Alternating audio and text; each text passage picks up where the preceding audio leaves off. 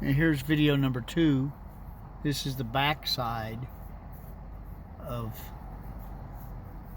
that 509 I was talking about.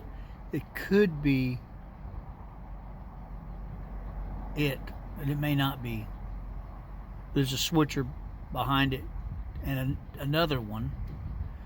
And then behind the tanker there's another GP, looks like a GP40.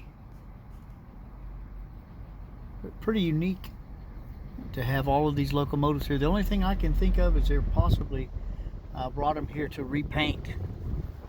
I think they've been doing a lot of the repainting here in Panama City.